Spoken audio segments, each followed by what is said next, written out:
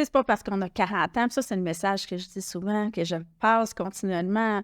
Maturité peut rimer avec beauté. Donc, c'est pas parce qu'on a 40 ans ou 50 ans qu'on peut pas être belle, qu'on peut pas se sentir bien dans un corps, qu'on peut pas se sentir sexy aussi, là. Tu sais, à un moment donné, je me dis, prendre soin de soi, on rayonne. Tu sais, c'est aussi dans ton dégage puis dans notre énergie. Bienvenue sur le Méno Show. Ce podcast est destiné aux femmes en préménopause, des femmes engagées dans leur bien-être, surtout pour celles qui ont envie de traverser cette phase sans perdre le contrôle sur leur corps, sur leur alimentation et sur leur vie. Ici, on va parler de conscience, d'inconscient, de bien-être, d'entraînement, d'alimentation, d'hormones, de tout pour vous, mesdames. Bienvenue sur le show. Bonjour, bienvenue sur le Méno Show pour un nouvel épisode. Aujourd'hui, j'ai une invitée. C'est Miss Sonia Fit.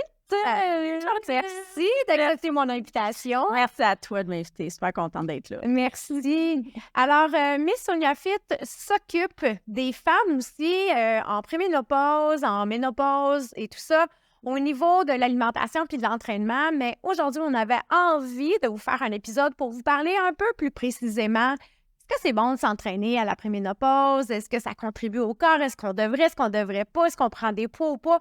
On a comme établi une tonne de questions qu'on va tenter de répondre aujourd'hui. Là, aujourd'hui, c'est l'entraîneur, c'est Miss Sonia Fit, c'est la naturopathe. On va parler de l'importance de faire de la musculation à la ménopause. Oui. Hein, on le sait. On est en perte de masse musculaire. À partir de l'âge de 25-30 ans, on commence déjà à perdre de la masse musculaire.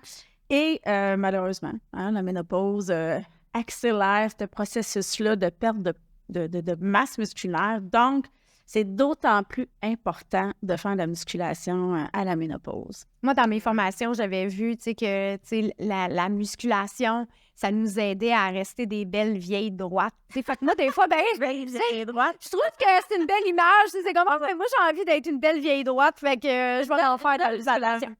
Parce que là, c'est sûr que quand on perd de la masse musculaire, ça a des impacts au niveau de notre corps. Notamment, on perd de la force, évidemment. La masse musculaire nous donne cette force-là.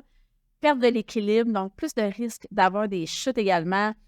On prend du poids, on le sait, la ménopause, combien de personnes, combien de femmes qui nous disent « Moi, j'ai pris du poids ». On va en reparler un petit peu plus tard, des raisons. Il y a des problèmes articulaires aussi. Il y a des femmes qui commencent à avoir des problèmes d'articulation, problèmes de dos. Notre métabolisme aussi, il y a une modification au niveau de notre métabolisme de base. Donc, cette perte de masse musculaire-là, elle a un impact qui est significatif sur notre corps. Donc, de là, l'importance, mesdames, de vous entraîner en musculation à la ménopause, c'est super important. Et là, il y a de nombreux bienfaits à faire de la musculation. Oui, c'est ça. Donc, on va aller diminuer nos douleurs musculaires, articulaires et lombaires aussi. On va prévenir les risques d'arthrose, les risques d'ostéoporose aussi, qui sont plus grandes avec la ménopause. On va améliorer notre santé cardiovasculaire également, parce que même si c'est en musculation, ça va également aider à ce niveau-là. Et oui, ça va aller diminuer nos symptômes de préménopause, les bouffées de chaleur. Il y en a qui ont des petits troubles de l'humeur aussi. Donc, c'est sûr que ça va aider à ce niveau-là. Et côté mental, comme n'importe quel sport, il y a une sécrétion d'hormones qui se fait, donc qui est les endorphines. Et les endorphines, dans le fond, c'est l'hormone qui est liée au bien-être. Donc, oui, que de bienfaits. Que de bienfaits. Exact. Puis c'est vrai, comme quand on est dans le moment présent, puis qu'on s'entraîne, puis qu'on compte nos reps, puis qu'on se concentre sur autre chose que comme juste le mental, bien, ça contribue là, justement aux troubles de l'humeur, puis tout ça. Puis des fois, on fait comment? Mais il me semble que je vais mieux, tu sais. Le stress? Oui. Le niveau de stress, ça va aller l'aider, aller le diminuer. Et plus on est stressé, on le sait, il y a une hormone de stress qui est le cortisol, qui a un impact aussi au niveau de notre prise de poids aussi, qui va affecter un paquet de choses, donc notamment aussi notre sommeil. Donc, tout ça a quand même des répercussions. Oui, parce que la ménopause, c'est comme il commence à avoir un déséquilibre hormonal, mais c'est pas juste l'ostrogène, puis la progestérone, puis tout ça. Tu sais, des fois, ça peut être le cortisol aussi qui vient jouer, puis tu sais, la progestérone aussi peut jouer. Oui. C'est sûr que la préménopause, on commence avec un débalancement hormonal. Normalement, ça va être une une baisse de progestérone à la base et ensuite l'estrogène pour éventuellement qu'il n'y ait plus d'hormones sexuelles du tout. Et le fait de ne plus sécréter ces hormones-là a une répercussion sur notre corps, bien évidemment. Donc, c'est l'écart entre les deux qui commence à créer le débalancement. C'est la... tous les symptômes sont liés à cet écart. C'est ça. Les deux hormones qui fait qu'à un moment donné, on a des bouffées de chaleur, soit nocturne. Bon, et on en passe et on en passe. Et notamment aussi, la façon d'aller placer les graisses se change. On va plus en prendre au niveau de l'abdomen, au niveau du ventre. Souvent, les filles disent, j'ai pris au niveau du tour de taille. Bien, la moyenne dit que c'est à peu près 4 cm en moyenne que les femmes prennent du tour de taille. Donc, c'est quand même significatif. S'il vous plaît, n'écoutez pas cette notion. Si vous l'enregistrez, c'est ce que vous allez créer. Moi, j'aime bien ça, défaire toutes ces affaires-là. Là. Vous n'êtes pas obligé d'enregistrer ça. Ça, des fois, je mange et je maigris. Je conditionne mon cerveau. Tellement.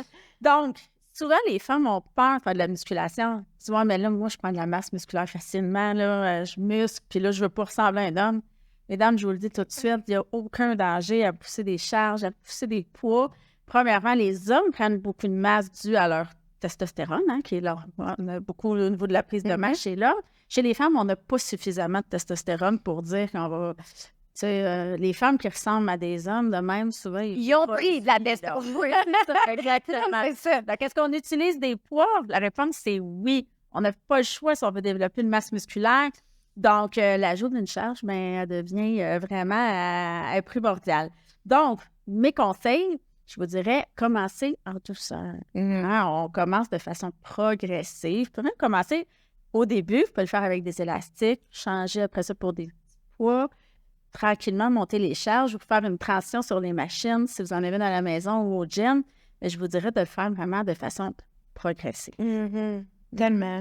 Oui, parce qu'il y a des faits. Souvent, on est motivé puis on se salle. Oui, on se garoche parce qu'on voulait les résultats hier, puis là, on continue, mais en fait, on se nuit parce que là, on step back dans notre progression, tu sais. Exactement. On ne veut pas se blesser, donc on va y aller tranquillement. Absolument. Assurez-vous de faire vos mouvements correctement, puis par la suite, avec les bons tempos, tout ça, là, on va augmenter les charges. C'est quoi les bons poids? Comment on fait pour savoir c'est quoi les bons poids? Des fois, on me dit, j'ai fait des biceps, j'ai pris des 10 livres, c'est-tu les bons poids? Ça, c'est toi seul qui va le savoir. Je vous dirais, soyez à l'écoute de votre corps, soyez à l'écoute de votre rythme, il faut s'écouter. Donc, quand tu n'es plus capable d'aller chercher un verre, là, dans moi, ça, c'est peut-être trop. Mais si vous êtes nouvelle à faire de la musculation, ça se peut, des fois, les premiers entraînements. Oui, absolument. Dieu, là, on dirait, j'ai mal partout. Ça peut être normal d'avoir des petits muscles qui se réveillent puis qu'on a des courbatures, ça va. Est-ce que c'est nécessaire d'avoir des courbatures à chaque entraînement? Absolument pas. C'est pas parce que vous n'avez pas de courbature que vous n'avez pas travaillé. Au contraire, si vous êtes continuellement en douleur musculaire au fil des jours, c'est parce qu'il y a un problème au niveau de votre récupération musculaire. Il y a quelque chose qui n'est pas optimal qui sera travaillé.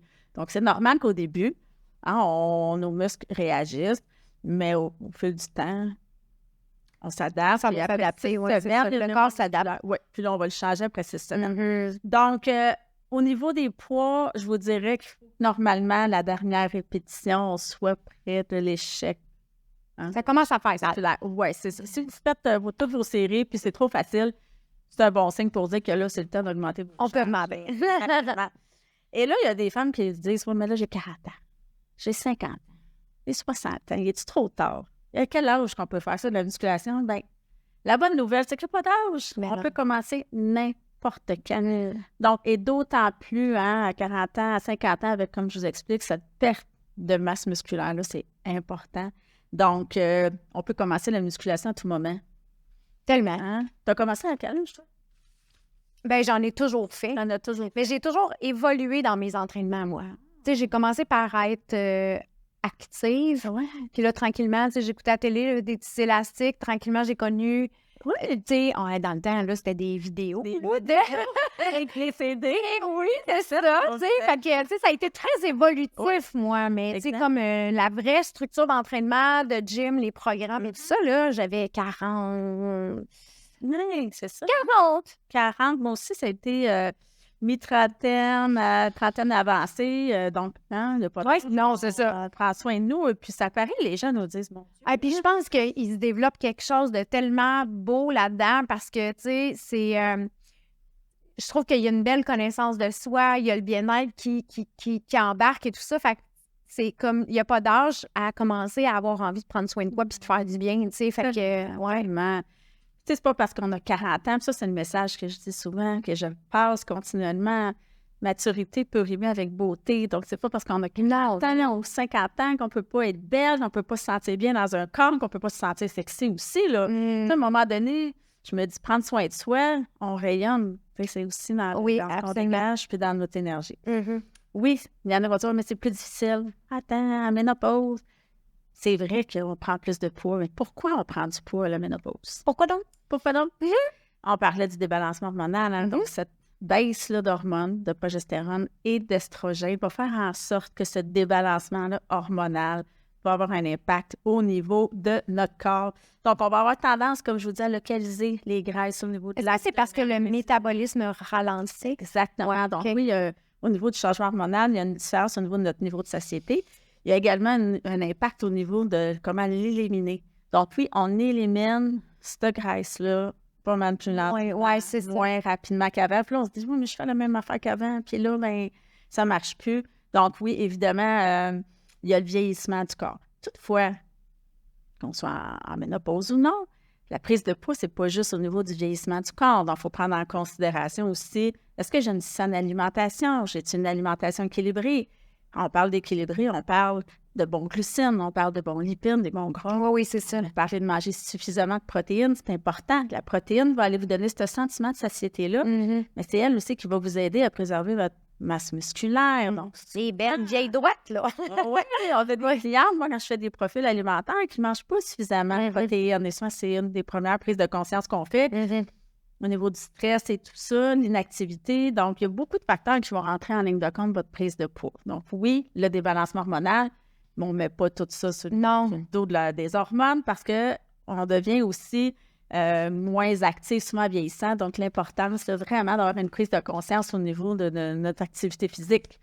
Donc, qu'est-ce qu'on fait dans ce temps-là? Se garder vivante. Moi, je trouve que, oui, il y a l'entraînement, mais j'ai commencé comme à équilibrer un peu plus mon affaire aussi. Puis, c'est comme, plus de marche, plus d'être active, puis je trouve que ça fait tellement du bien, Notre corps est conçu pour bouger. Nos muscles sont conçus pour se contracter. Donc, c'est important. Plus vous allez rester passif, plus vous allez avoir des difficultés, vous allez prendre du poids, vous allez avoir des problèmes au niveau de vos articulations. Donc, c'est important de se mettre en action, ne serait-ce que d'aller marcher. La marche va même aider au niveau du processus de vieillissement. Hein. C'est bon pour votre mental, d'aller respirer. Ah oui, tellement.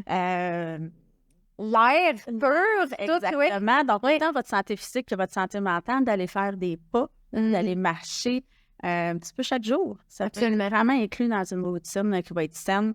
Et c'est ce que je vous amène à dire. Qu'est-ce qu'on fait rendu là? Mais c'est d'avoir une bonne hygiène de vie. Donc, les habitudes de vie vont avoir un impact significatif aussi. Un, pour ralentir notre processus de vieillissement.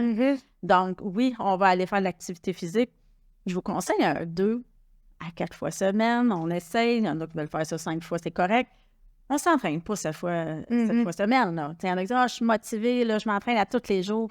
C'est pas bon. C'est pas bon. Il faut vraiment laisser du temps à notre corps, des moments de récupération, des moments pour aller régénérer le muscle. Donc, idéalement, on va aller le périodiser en groupe musculaire. Donc, on peut faire nos bras, exemple, une journée. Le lendemain, on va aller faire nos jambes. On va laisser le temps à nos muscles d'aller se régénérer.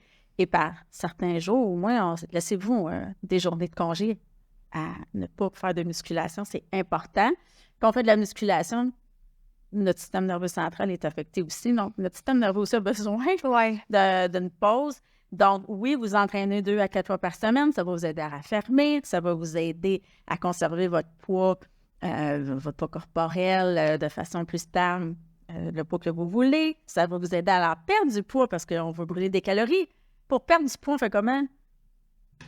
On bouge. Il faut être en déficit calorique. Il n'y a pas d'autres trucs.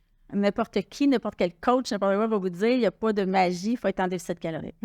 Qu'est-ce que ça veut dire? Ça veut dire que notre dépense calorique est plus grande que les calories qu'on consomme.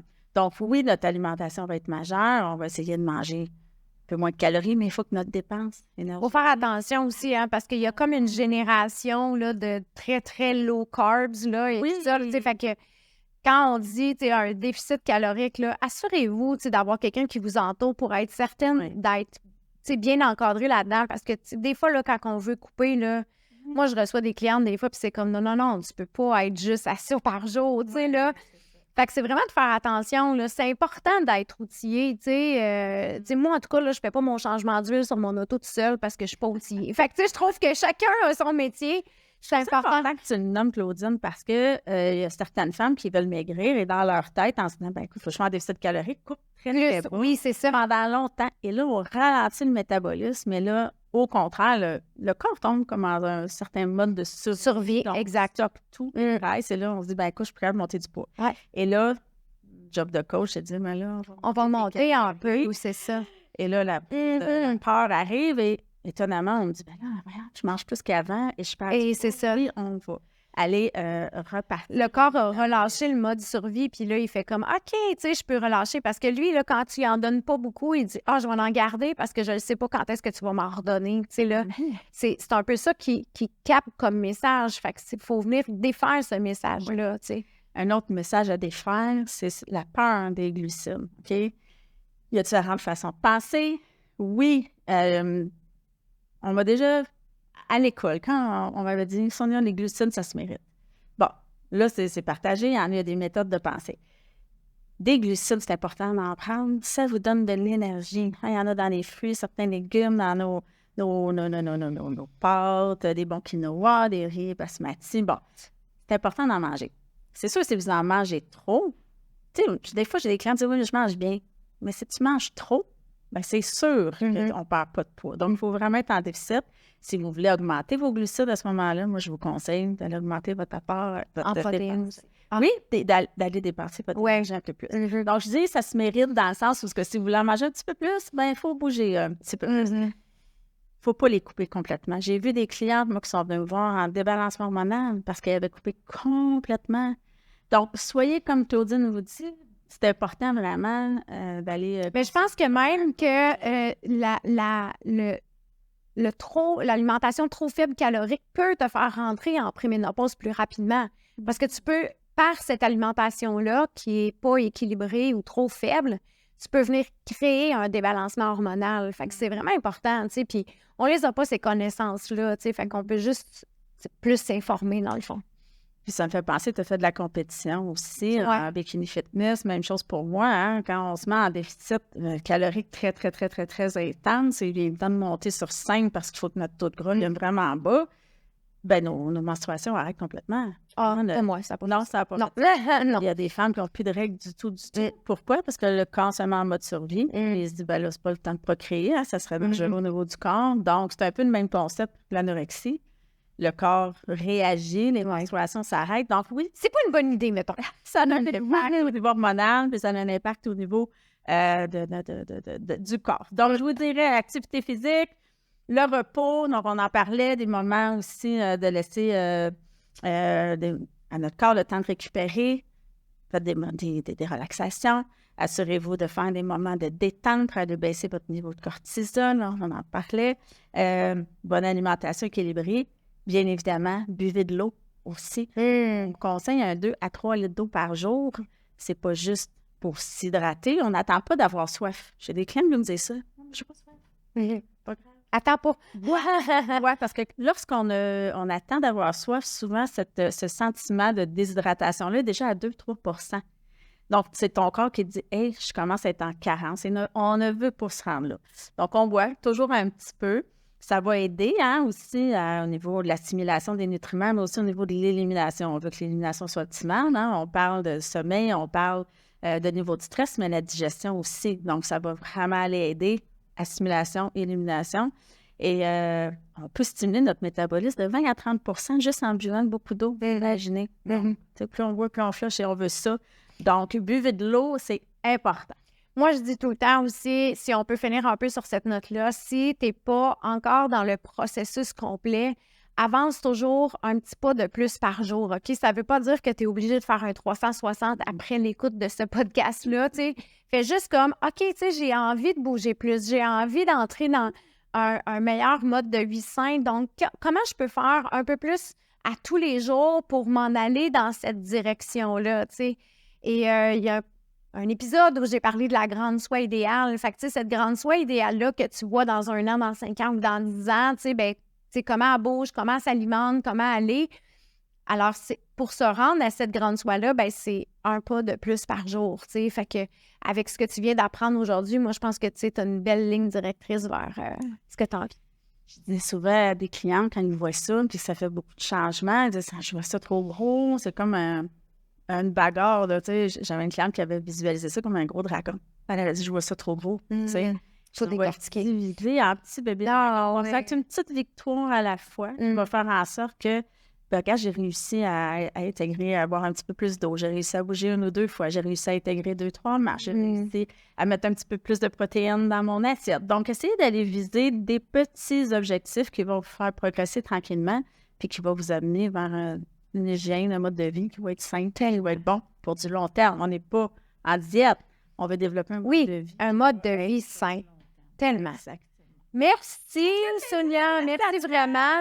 Alors, en dessous de l'épisode, je vais vous mettre les liens où rejoindre Sonia et tout dépendant à quel moment toi, tu vas écouter l'épisode, mais on a un beau projet qui s'en vient ou peut-être que tu vas l'écouter puis le projet va être déjà sorti, mais ça, on ne sait pas. Mais on a quelque chose qui s'en vient particulièrement pour vous, les femmes en préménopause, les femmes de 35 ans et plus. En débalancement hormonal. En débalancement hormonal. Fait que reste à l'affût en suivant nos pages, les réseaux sociaux. Et tu vas voir que ça va se présenter à toi vraiment très bientôt.